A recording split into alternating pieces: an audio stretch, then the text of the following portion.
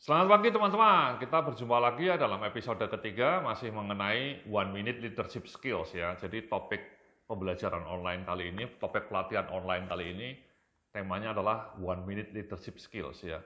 Diadopsi dari buku legendaris berjudul One Minute Manager, karangan Ken Blanchard dan Spencer Johnson. Jadi dalam episode kali ini kita akan bicara mengenai step yang kedua.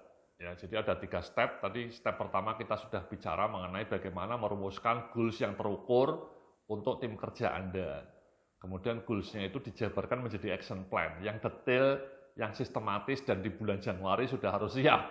Ya, jangan lupa. Ya, jangan sampai baru bulan Maret terjadi. Itu sudah terlambat. Oke. Nah, setelah Anda punya action plan, ya dieksekusi. Kan itu menjadi jelas, kinerja Anda menjadi jelas, kerjaan Anda menjadi jelas karena Anda punya action plan yang bisa dimonitor tiap bulan. Nah, di slide 27 ini saya bilang, step kedua ini, berikan apresiasi dan rekognisi bagi yang kinerjanya excellent. Ya. Tadi kan Anda sudah punya action plan. Sudah punya PIC-nya. Nah, kalau anak buah Anda yang jadi PIC bisa mengeksekusi semua action plan dengan baik, dengan cetar membahana, Anda jangan sungkan-sungkan berikan apresiasi, berikan rekognisi, jangan gengsi, tepuk pundaknya, bilang well done, ya, great job, atau di email, atau di WA. Dalam WA group Anda kasih apresiasi, sehingga semua orang tahu Anda berterima kasih kepada anggota tim Anda yang sudah bekerja keras mewujudkan action plan. Oke. Jadi ini di slide berikutnya sini saya bilang nih ya, salah satu kiat mudah untuk memotivasi pegawai itu adalah dengan memberikan apresiasi, pujian, atau rekognisi jika mereka telah menyelesaikan sebuah tugas dengan hasil yang sesuai harapan. Atasan harus lebih sering memberikan rekognisi dan pujian yang tulus atas pencapaian kinerja anak buah yang excellent. Gitu ya teman-teman ya. Kalau Anda sebagai seorang manajer, sebagai seorang team leader, sebagai seorang supervisor, bahkan sebagai seorang direktur, ya rajin-rajin memberikan apresiasi teman-teman. Kalau memang anak buah Anda kinerjanya bagus, apa ukurannya bagus ya? Kan mereka punya action plan, mereka punya KPI. Kalau action plan-nya bisa terlaksana dengan tepat waktu, dengan sempurna, ya dikasih apresiasi. Anda kirim WA, di grup WA Anda bilang, well done, good job, atau great job, gitu ya. Saya berterima kasih kepada teman-teman semua yang mengapresiasi kinerja kalian yang telah berjuang mewujudkan action plan ini. Amazing team, you are amazing team, gitu ya. Ini di halaman slide berikutnya saya bilang nih, cuman masalahnya selama ini masih banyak manajer atau atasan yang terlalu pelit memberikan pujian dan rekognisi bagi pencapaian anak buahnya yang bagus. Mereka kadang merasa gengsi untuk memberikan apresiasi. Ini sikap yang keliru, karena studi-studi ilmiah menunjukkan atasan yang pelit memberikan apresiasi berdampak buruk bagi spirit kerja anak buahnya. Ya. Kadang-kadang bos itu pelit ya, gengsi ya, mau ngasih rekognisi, jadi mungkin malu atau mungkin rikuh, atau mungkin karena sikap dirinya yang memang pelit ya. Sebaliknya kalau anak buahnya salah marah-marah, tapi kalau anak buahnya bagus kinerjanya diam aja, itu kurang afdol, kurang maknyus. Harusnya sebaliknya teman-teman, kalau ada anak buah yang kinerjanya salah ya dipanggil, dikasih feedback. Di ruang privat ya, dipanggil ke ruang kerja Anda, kasih feedback dengan objektif, jangan dimarah-marahin, nggak ada gunanya marah-marah itu, nggak ada solusi, nggak memberikan solusi. Sebaliknya kalau Anda punya anak buah yang kinerjanya bagus ya, kasih apresiasi, kasih pujian yang tulus. Oke. Jadi ini ya, saya bilang di halaman 30 nih, cara memberikan apresiasi atau rekognisi yang efektif adalah sebagai berikut. sampaikan apresiasi atau pujian tulus segera setelah anak buah menyelesaikan tugas. Timing yang tepat akan memberikan dampak yang lebih positif, ya real time. Berikan apresiasi pada satu perilaku atau hasil kerja yang spesifik. Makin spesifik makin bagus, sebab anak buah jadi tahu apa yang membuatnya layak dipuji. Gitu ya teman-teman ya. Jadi kalau bisa ketika anak buah Anda sudah selesai proyeknya atau action plan-nya sudah tuntas, ya langsung di hari itu juga dikasih apresiasi atau malamnya dirayakan gitu ya. Atau tiap Jumat sore saya itu selalu bilang pada anak atasan kalau bisa Anda itu sebagai seorang manajer, sebagai seorang tim leader itu tiap Jumat sore punya ritual meeting weekly meeting di Jumat sore. Apa agendanya? Agendanya mensyukuri apa yang sudah tercapai dari hari Senin sampai Jumat. Jadi Jumat sore jam 4 atau jam 3 habis asar atau jam 2 atau jam 4 lah paling ideal ya. Sebelum pulang kantor Jumat sore. Anda meeting sebentar sama semua anak buah Anda. Sekali lagi tujuannya apa? Mensyukuri, merayakan, mensyukuri, mengapresiasi, berterima kasih kepada Allah Subhanahu wa taala juga. Ritual bersyukur saya bilangnya. Apa yang disyukuri? Ya kerjaan yang sudah dilakukan dengan baik dari hari Senin sampai hari Jumat. Nah, dalam ritual itulah Anda juga punya momen bagus untuk mengapresiasi kinerja anak buah Anda yang bagus selama seminggu itu. Jadi selama seminggu itu misalnya ada milestone, ada pencapaian-pencapaian yang bagus, ya disyukuri, be grateful, dan kemudian ucapkan apresiasi, rekognisi kepada anak buah Anda yang berhasil melakukan tugasnya dengan cemerlang. Jadi itu ya teman-teman ya, kalau bisa Anda tiap Jumat sore, mulai minggu depan punya ritual meeting mingguan, tiap Jumat sore, tugasnya mereview kerjaan selama seminggu, sekaligus mensyukuri apa yang sudah dicapai, dan memberikan pujian bagi yang kinerjanya bagus. Oke. Free day meeting saya bilangnya. Free day afternoon meeting. Tadi saya juga bilang ya, ngasih pujian itu spesifik. Ya ini di slide berikutnya saya ngasih contoh nih. Contoh pujian terlalu general atau kurang efektif ya, kerjamu bagus atau well done atau great job ya tadi saya bilang ya. Sebaiknya itu disertai dengan pujian yang spesifik ya. Setelah bilang well done ditambahkan. Misalnya saya suka dengan cara kamu presentasi tadi, materinya mudah dipahami dan cara kamu menyampaikan materi juga sangat interaktif. Itu kan spesifik. Atau contoh lainnya, saya terkesan dengan kecepatan kamu menyelesaikan tugas ini. Dan ketika saya cek hasilnya semua datanya lengkap dan akurat. Well done. Jadi kata-kata well done itu harus disertai dengan bukti-bukti evidence yang spesifik. Jangan cuma ngomong well done. Well done-nya apa ya? Good job-nya yang mana Pak ya? Kalau bisa Anda kasih spesifik. Tadi Anda presentasimu bagus banget. Luar biasa ya. Cara kamu presentasi juga menarik. Good. Pertahankan. Atau nih saya terkesan dengan kecepatanmu ya. Kamu tepat waktu selalu kalau kerja, tidak pernah terlambat. Dan ketika saya cek hasilnya top. Ya, datanya lengkap, datanya akurat. Terima kasih. Well done. Gitu ya. Jadi perilakunya spesifik teman-teman. Sebaliknya kalau ngasih feedback juga spesifik ya. Nanti kita akan belajar itu juga ya. Nah di slide berikutnya nih saya kasih contoh juga, ngasih masukan juga nih ya. Selain memberikan apresiasi dan pujian, maka atasan juga bisa memberikan bonus atau reward bagi anak buahnya yang telah mencapai target dengan memuaskan. Bonusnya tidak perlu mahal, yang penting bisa memberikan kesan positif. Misal tiap bulan atasan memberikan voucher GoFood bagi anak buah yang kinerjanya bagus. Ya. Jadi Anda diskusilah sama orang HRD, kalau bisa disediakan budget kecil lah. Atau Andanya sendiri kan punya budget sebagai atasan ya. Misalnya tiap bulan sekali atau tiap Jumat sore tadi selain meeting Anda ngasih GoFood ya, makanannya enak. Jadi Jumat sore itu meetingnya menarik karena juga ada camilan yang enak. Misalnya pizza, beliin donat Jeko, atau beliin buah, es buah, atau beliin pisang goreng crispy gitu ya. Atau misalnya tiap bulan sekali Anda ngasih voucher GoFood bagi anak buah Anda yang kinerjanya cemerlang. Kasihlah GoFood untuk beli di Hoka-Hoka Bento. Atau GoFood untuk beli di Marugame udon gitu ya. Itu kan keren ya teman-teman. Anggarannya dari mana Pak? Ya kan Anda punya anggaran juga departemen Anda atau Anda minta kepada SDM lah. Jadi orang SDM-nya juga harus kreatif. Itu namanya voucher kebahagiaan. Kecil nilainya berapa sih paling Hokben ya? Nggak ada 100.000. Tapi itu memberikan kesan. Saya ngasih contoh berikutnya nih.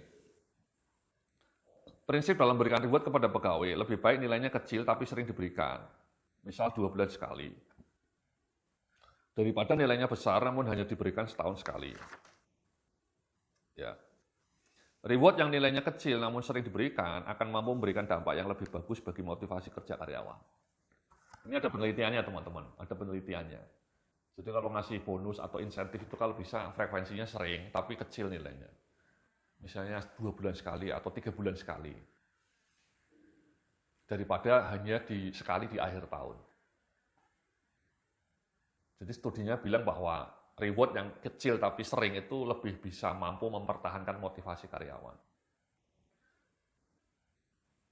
Ya, daripada besar cuma sekali. Karena dampak reward keuangan itu hanya bertahan sekitar 2 bulan. Jadi kalau setahun sekali di bulan, misalnya ngasih di bulan Januari, bulan Maret itu udah lupa. Orang-orang yang dikasih reward, kasih bonus gede itu udah lupa. Dia udah nunggu lagi Desember, terlalu lama. Jadi lebih baik uangnya dipecah menjadi 2 bulan sekali. Kecil-kecil nilainya tapi sering. Gitu ya teman-teman, ya itu prinsip pemberian insentif atau bonus. Nah, apa pilihan small reward-nya? Ini saya di slide 34 saya bilang, pilihan small reward yang bisa rutin diberikan kepada tiap 2 bulan sekali, bagi 1 atau 2 pegawai yang bagus kinerjanya di 2 bulan tersebut, misalnya voucher GoFood, kasih paket data, kasih kaos atau jaket yang menarik, ya jaket hoodie yang bagus, sepatu Adidas, atau sarung atau baju koko, atau casing HP yang menarik, atau tiket bioskop gratis dan lain-lain. Anda kalau lihat contoh-contoh yang saya berikan ini kan nilainya kecil semua ini. Sepatu Adidas ya paling 1 juta, yang kelas menengah lah ya. Jaket hoodie paling 500.000. Voucher GoFood bahkan mungkin cuma 200.000. Paket data paling 250.000. Baju koko mungkin harganya cuma 300-an ribu. Itu dia. Kalau bisa menurut saya ini kerjaannya orang HRD ya. Anda sebagai atasan ngomong sama bagian HRD, diskusi, kata Pak Yudia, kalau bisa kita itu ngasih insentif dalam bentuk voucher-voucher yang nilainya kecil, tapi untuk menyemangati anggota tim saya, bisa nggak? Jadi 2 bulan sekali Anda milih karyawan yang bagus kinerjanya atau di giliran gitu ya. Atau bahkan kalau anggota tim Anda 3 ya 3-3-nya kinerjanya bagus dikasih semua, dikasih voucher GoFood semua. 200-an ribu kan paling habis 600.000. Atau cukup dipilih 1 orang yang kinerjanya sangat bagus, dikasih sepatu Nike atau Adidas. Oke. Baju koko gitu ya. Kalau pas Ramadan. Ini penting teman-teman. Ya jadi kadang-kadang orang banyak manajer HRD bilang mengeluh, Pak Yudia karyawan di saya di tempat saya motivasinya kurang, kerjanya asal-asalan, motivasinya menurun. Apa kiatnya? Ya kiatnya salah satunya ini kasih small reward. Kasih small reward yang nilainya mungkin nggak mahal, tapi memberikan impresi yang kuat bahwa Anda atasannya itu care. Itu akan dikenang itu teman-teman, akan dikenang selamanya oleh karyawan ini, dan yang mungkin akan membuat karyawan ini betah, nggak mau pindah ke perusahaan lain karena dia tiap 2 bulan atau 3 bulan sekali dapat reward voucher GoFood gitu ya, atau kopi kenangan ya, yang lagi apa nih, janji jiwa gitu ya. Ini saya bilang nih di slide berikutnya nih, harga beragam contoh small reward tadi tidak begitu tinggi, namun jika rutin diberikan sebagai bentuk apresiasi kepada pegawainya yang bagus, niscaya akan memberikan dampak yang positif bagi motivasi kerja mereka. Para pegawai akan happy dan produktivitas mereka bisa makin tumbuh. Mereka juga akan lebih loyal pada perusahaan dan betah kerja di dalamnya. Ini dia. Small reward yang kecil ya, baju koko, sepatu, jaket, atau hoodie, atau voucher GoFood, atau paket data, atau casing HP. secara rutin tiap 3 bulan sekali dikasih kepada karyawan yang kinerjanya bagus. Itu akan menyemangati semua karyawan untuk kerja makin bagus. Apalagi kalau misalnya dikasihnya juga kolektif ya. Misalnya timnya ada 4, ya 4-4-nya dikasih hoodie. Hoodie kan harganya 300.000 kali 4 kan hanya 1,2 juta. Itu kan nilainya kecil. Kalau perusahaan masih enggak mungkin 6 bulan sekali lah ngasihnya ya. Tapi sering itu Mas, kalau bisa dikasih itu hoodie itu kan menarik. Hoodie-nya kasih logo perusahaan atau apa gitu, slogan yang menarik. Itu kalau saya manajer HRD saya akan melakukan itu teman-teman. Atau saya direktur SDM, saya akan bikin program semua reward bagi karyawan-karyawan tempat saya kerja. Di slide berikutnya ini saya bilang nih ya, selama ini jumlah perusahaan terlalu pelit dalam memberikan semua reward kepada para pegawainya. Sikap semacam ini yang membuat para pegawai kurang semangat kerja. Gitu ya teman-teman ya. Jadi semangatnya termehek-mehek, terkaing-kaing karena semua rewardnya nggak ada, zero reward. Oke. Di slide berikutnya ini saya bilang nih ya, padahal semua reward yang nilainya tidak begitu mahal itu mampu meningkatkan motivasi kerja pegawai dan menumbuhkan kinerja yang makin optimal. Kalau karyawan Anda banyak, sampai 1.000 ya jangan semua dikasih, rugi juga ya. Jadi saya bilang dipilih dong, karyawan yang kinerjanya paling bagus kan dari 1.000 itu paling cuman mungkin 10. Ya, tiap bulan dipilih 5 saja tiap bulan.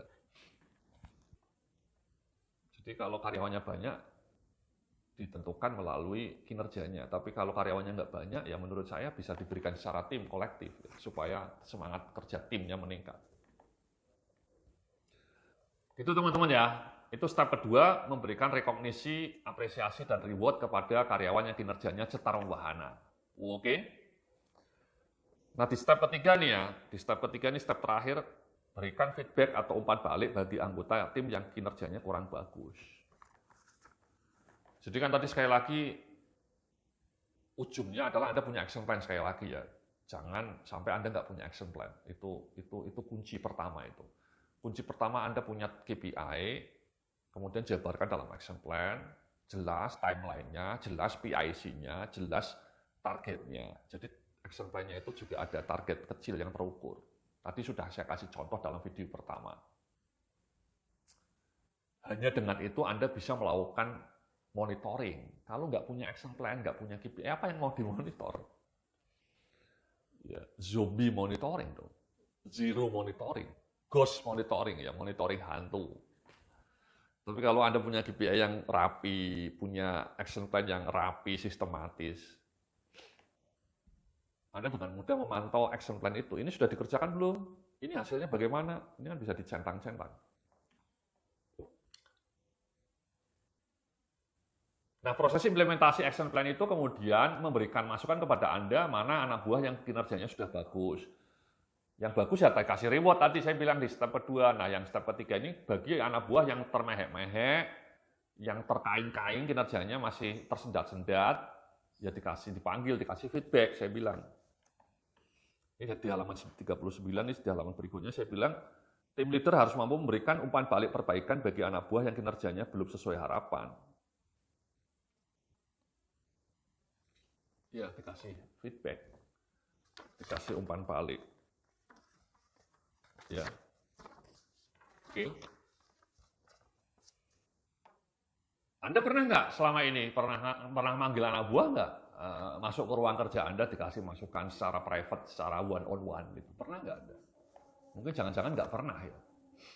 Jangan-jangan Anda nggak pernah ya. Kalau bisa Anda juga punya ritual itu. Ya misalnya 2 minggu sekali atau sebulan sekali Anda manggil anak buah Anda satu persatu. Misalnya Anda punya anak buah 3 ya tiap bulan digilir ya. Mungkin Anda panggil yang satu paginya, yang satu sorenya, kemudian Anda kasih feedback. Mana yang sudah bagus kasih apresiasi. Yang masih kurang, Anda kasih umpan balik. Itu teman-teman. Itu sebenarnya esensi dari leadership itu. Yang bagus dikasih apresiasi, yang masih kurang bagus dikasih feedback. Dan mungkin pada orang yang sama ya, satu anak buah Anda yang misalnya si Slamet Ini sudah bagus di kerjaan action plan A-B-nya sudah bagus, tapi action plan C-nya Slamet masih kedodoran. Ya kasih feedback. Yang sudah bagus, terima kasih Pak Slamet, Anda kerjanya bagus di bagian ini. Tapi bagian ini Anda masih kurang sempurna ini, kurang sesuai harapan saya. Ini loh masukan saya. Anda panggil itu si Slametnya tiap bulan, kasih feedback.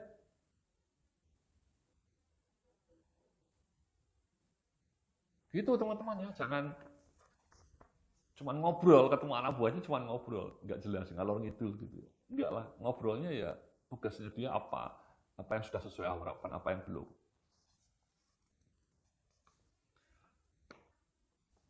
Jadi gini Pak ya, jadi di slide berikutnya saya bilang, kiat memberikan umpan balik perbaikan yang efektif adalah sebagai berikut. Ya, di slide berikutnya saya bilang, kalau bisa yang pertama nih ya, umpan balik diberikan segera setelah anak buahnya menyelesaikan tugas, timing harus segera, jangan terlalu lama jaraknya. Makanya kalau bisa ya seminggu sekali ya, atau bahkan di hari itu juga ya. Misalnya action plan-nya belum rampung-rampung ya dipanggil langsung hari itu. Kenapa belum rampung? Apa kendalanya? Dan ketika kendala jangan ngeles ya. Anak buahnya juga harus dilatih. Anda harus ngasih pengertian kepada anak buah Anda supaya ketika kerjanya action plan-nya stuck, jangan ngeles, jangan mencari alasan macam-macam. Lebih baik nyari solusi. Let's talk together to find a solution. Bagaimana kita bersama-sama merumuskan solusi yang bagus, yang tepat.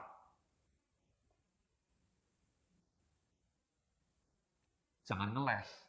Ya, jadi ketika ngasih masukan itu Anda ngasih pengertian kepada anak buah Anda, jangan ngeles, Pak Slamet. Mari kita mencari solusi. Ya, what can be done? Nah, di halaman berikutnya ini saya juga bilang saran perbaikan harus berfokus pada perilaku atau hasil kerja yang spesifik, bukan sekedar omelan abstrak seperti kerjamu kurang becus atau kamu kurang rapi kerjanya. Kan kadang-kadang ada atasannya seperti itu ya, ngomel-ngomel, kamu kerjanya ngawur, terlambat terus. Nggak becus kamu kerjanya, itu kurang bijak ya. Tidak afdol. Useless. Itu malah menyakiti hati anak buah Anda. Jadi ketika ngasih umpan balik itu jangan fokus pada judgement pribadi kayak gitu ya. Misalnya kamu kurang becus kerjanya, kamu malas, kamu nggak kompeten, itu kan judgement pribadi. Anda harus ngasih umpan balik pada tindakan nyata, pada perilaku nyata, bukan pada kepribadian. Contohnya ini, contohnya 43 nih, ya contoh perilaku atau hasil kerja spesifik yang perlu diperbaiki yang bisa dikasih masukan, terlambat hadir dalam meeting, suka telat, atau terlambat menyelesaikan tugas dari tanggal deadline, itu kan jelas ya, itu perilaku spesifik. Kita jangan bilang kamu males, kamu orangnya nggak becus, itu salah kaprah. Lebih baik bilang, Mas Slamet, saya kasih target kemarin selesainya hari ini, tapi sampai hari ini Anda belum selesai juga. Apa yang bisa kita perbaiki supaya kerjaannya selesai hari ini? Atau laporannya memiliki kesalahan data dan tidak lengkap analisisnya, banyak salah, typo misalnya, atau datanya tidak lengkap, bikin Excel-nya salah, itu kan spesifik. Atau tidak bisa mengatasi problem spesifik yang terjadi, kurang tekun menemukan solusi dan menjalaninya. Misalnya masalahnya terlambat karena ada pihak lain, kemudian dia langsung ngeles pihak lainnya tidak mau kerjasama Pak. Pihak lainnya sulit dihubungi, saya sudah nelpon berkali-kali tidak dihubungi.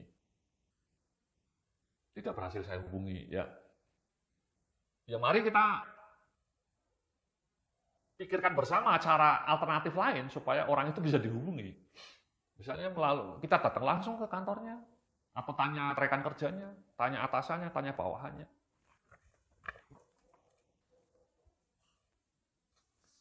Jadi itu teman-teman ya, jadi itu contoh-contoh perilaku spesifik.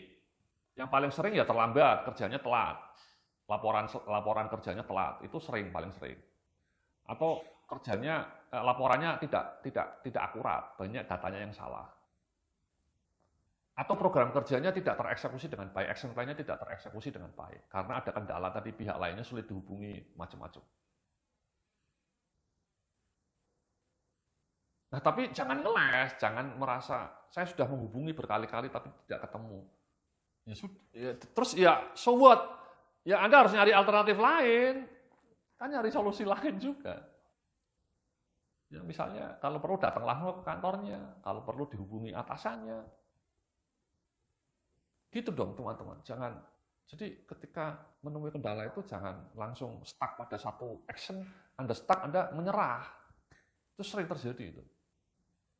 Sudah saya hubungi Pak Yodi ya, tapi tidak diangkat-angkat HP-nya. Sudah saya WA tapi hanya dibaca, tidak ada reply. Kalau begitu berarti harus ada cari cara lain.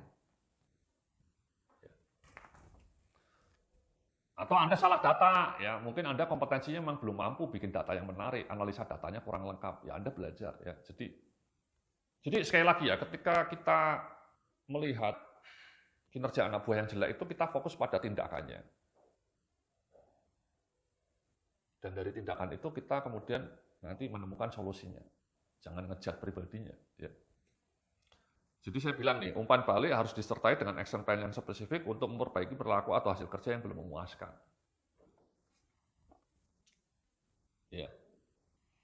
Jadi jangan hanya ngomel, kamu kerjanya kurang memuaskan Pak Slamet, kamu kerjanya kurang cepat. Pak Slamet, kamu kerjanya lambat. Itu nggak ada artinya, useless. Harus segera masukan kita itu disertai dengan action plan untuk membuat perbaikan. Ya. Contohnya nih ya, Pak Slamet, kamu kemarin saya suruh bikin laporan kok terlambat Pak, kenapa? Coba bisa nggak ini dilakukan caranya seperti ini? Yang pertama, Pak Slamet nyusun jadwal penyelesaian tugasnya secara lebih rinci, jam-jamnya kapan akan diselesaikan. Dan Pak Slamet kalau bisa mengalokasikan waktu khusus untuk menyelesaikan laporan sesuai jadwal yang telah disusun Pak Slamet. Dan kemudian mengurangi kegiatan multitasking agar lebih fokus menyelesaikan penyusunan laporan.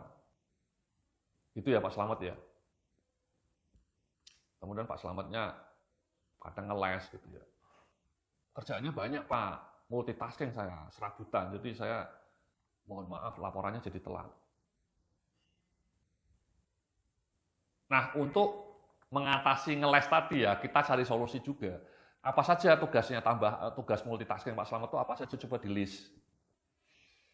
Dari list itu kemudian kita bisa menemukan mana yang prioritas, mana yang bisa dialokasikan ke orang lain. Jadi kita membantu Pak Slamet juga. Pak Slametnya bilang ini loh Pak, kemarin banyak tugas tambahan sehingga laporannya menjadi kedodoran. Anda list lah, tolong Pak Slamet list tugasmu yang mengganggu Anda itu. Dari list itu kita bisa menseleksi mana yang perlu didelegasikan pada orang lain atau mana yang tidak perlu dilakukan lagi. Pak Slamet jangan, ini Anda bisa prioritaskan nanti Pak Slamet, jangan kerjaan ini membuat Anda terlambat bikin laporan. Ini lain kali masih bisa dilakukan. Jadi Andanya juga membantu Pak Slamet untuk membuat prioritas. Jangan-jangan Pak Slametnya multitasking karena dia juga tidak tahu prioritas mana yang paling penting. Nah, Anda sebagai atasan membimbing. Dari checklist tadi ada sebagian yang didelegasikan pada orang lain, jangan lagi Pak Slamet yang mengerjakan. Yang lainnya lagi Pak Slamet juga harus mendefinisikan ulang prioritas. Gitu, jadi Anda sebagai atasannya juga membimbing Pak Slamet supaya time manajemennya lebih rapi. Itu tugas Anda sebagai atasan. Jangan hanya menyalahkan Pak Slamet. Tapi Pak Slametnya juga jangan hanya bisa ngeles. Jadi dua-duanya harus punya kemampuan untuk mencari solusi yang objektif tanpa harus ngeles. Yang penting solusi. Tapi Andanya sebagai atasan juga harus ngasih pilihan-pilihan solusi. Tadi misalnya Pak Slamet ini tugas-tugas tambahan ini tolong bisa Anda alihkan ke orang lain. Anda kan bisa bantu mengalihkan ke orang lain. Anda sebagai atasan punya wewenang itu. Atau Pak Slamet ini tugas-tugas yang ini tolong diprioritaskan lebih rendah. Yang penting laporan saya dulu. Karena ini lebih penting. Nah, itu kan diskusi bersama, menemukan solusi. Itu namanya umpan balik, teman-teman. Itu kalau bisa Anda lakukan itu rutin. Kan banyak permasalahan di kantor Anda, banyak kendala, anak buah Anda banyak menghadapi kendala. Nah, Anda harus duduk bersama dialog, mencari titik temu, mencari solusi bersama. Itu kunci esensi dari atasan. Jadi anak buah Andanya bisa berkembang, bisa menemukan solusi, Andanya juga bisa lebih happy karena kinerja anak buah Anda nanti lebih bagus. Dan kemudian di slide berikutnya nih 46 ya, saya bilang ya. Atasan atau manajer harus melakukan evaluasi apakah action plan telah dikerjakan dengan efektif dan memberikan perbaikan kinerja. Ya, tadi kan sudah ngasih masukan kepada Pak Slamet. Pak Slamet ini loh Pak, ya tolong ya Anda lakukan ini ya. Disusun jadwal penyelesaian laporan, dibikin schedule-nya, kemudian kerjaan-kerjaan lain dikurangi multitaskingnya. Kemudian minggu depannya Anda panggil lagi, sudah dikerjakan belum Pak Slamet? Laporannya sudah selesai belum? Dipantau lagi. Harapannya di minggu depan laporannya sudah tuntas. Jadi action plan improvement tadi itu Anda juga pantau pelaksanaannya. Jangan ngasih nasihat hanya lesan. Dan kemudian dilupakan di minggu depan, bulan depannya lupa, nanti berulang lagi masalahnya. Muncul lagi. Gitu. Jadi kalau bisa umpan baliknya ditulis. Write what you do, tuliskan apa yang akan Anda lakukan, dan kemudian lakukan apa yang Anda tuliskan. Gitu ya teman-teman ya. Jadi Anda ketika ngasih masukan itu kalau bisa dipertulis. Dan kemudian nanti minggu depan, 2 minggu lagi dipantau lagi. Jangan sampai berulang kesalahan yang sama, jangan sampai berulang masalah yang sama. Oke. Di halaman 47 ini saya bilang, selama ini banyak atasan atau manajer yang kurang mampu memberikan umpan balik perbaikan atau improvement feedback pada anak buah yang kurang bagus. Hal seperti ini tentu saja membuat kinerja tim menjadi tidak optimal. Ya ini masalah yang lazim nih, banyak atasan yang mengeluh pada saya, Pak Yudhya, saya punya anak buah yang kinerjanya kurang memuaskan. Ya, Anda lakukan hal yang tadi saya sampaikan ya. Anda panggil orangnya, ajak dialog, dikasih jalan keluar, dikasih solusi, dan solusinya tertulis supaya anak buah Anda committed dan bilang minggu depan nanti poin-poin ini saya cek lagi ya. Anda sudah lakukan atau belum? Kalau dianya misalnya tadi ada beberapa hal yang Anda bantu, misalnya dia kewalahan, mungkin tugasnya terlalu banyak, ya Anda bisa alokasikan ke tempat lain. Atau dia sumber dayanya kurang lengkap, ya Anda bantu gitu ya. Tapi kalau misalnya anaknya yang memang malas-malesan, kinerjanya lambat, ya kasih tadi poin-poin yang tertulis. Anda bilang ini tolong dieksekusi. Minggu depan saya cek. Minggu depannya lagi saya cek. Kalau sampai 1 bulan penuh poin-poin ini tidak Anda lakukan dengan optimal, ya saya bisa ngasih teguran tertulis kepada Anda karena kinerja Anda mengecewakan. Jadi Anda baru di langkah terakhirnya ngasih semacam teguran gitu ya, atau SP1 gitu ya, karena dia kerjanya malas-malesan. Tapi sebelum sampai langkah itu ya Anda kasih solusinya tadi, ya, solusinya ditulis dan kemudian Anda bilang ini targetnya terukur juga. Minggu depan saya pantau ini target ini sudah kamu lakukan belum? Poin ini sudah kamu lakukan belum? Kalau bulan depan ngeles lagi baru dikasih SP gitu ya. Jadi nomor 48 nih ya, saya bilang great manager adalah mereka yang bukan saja pandai memberikan apresiasi, tapi juga mahir dalam memberikan umpan balik perbaikan kinerja bagi anak buahnya. Ya khusus bagi anak buah Anda yang mungkin kinerjanya tidak bagus, bukan karena sikap kerjanya yang malas-malasan, tapi karena masalah lain, saya yakin Anda bisa memperbaikinya dengan langkah-langkah yang tadi saya tetapkan tadi ya. Jadi di slide berikutnya nih saya ngasih assignment ketiga, coba lakukan praktek pemberian umpan balik kepada anak buah Anda. Jadi minggu depan atau besok atau lusa Anda panggil anak buah Anda yang bagus maupun yang oke, yang standar semuanya dipanggil. Yang bagus kasih apresiasi, tapi gini loh, umpan balik itu juga bisa diberikan pada karyawan yang sudah bagus supaya apa? Makin bagus. Jadi yang sudah bagus makin bagus itu kan cetar membahana. Oh Pak Yudhya kinerja anak buah saya oke semua Pak Yudhya, semua memuaskan, oke fine, good. Tapi tidak ada salahnya Anda tetap panggil, Anda kasih masukan. Supaya apa? Supaya yang tadi bagus itu menjadi sangat bagus. Dari sangat bagus menjadi istimewa. Oke.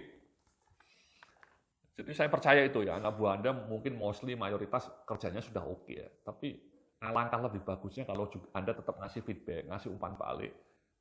Supaya mereka menjadi istimewa, menjadi excellent, menjadi cetar membahana. Oke.